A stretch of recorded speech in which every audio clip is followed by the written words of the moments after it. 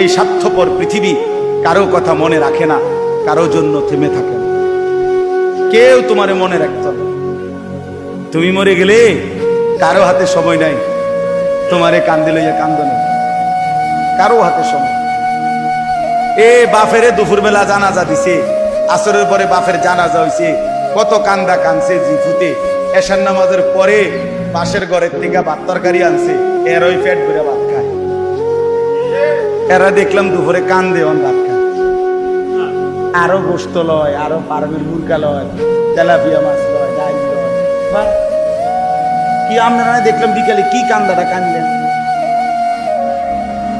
বুঝেন? অর্থাৎ বুঝাইতে চায় ওনার জন্য তো আমি না খাইয়ে মরে গেলে হইতো না, ঠিক আছে কাঁদছি তো কাঁদ।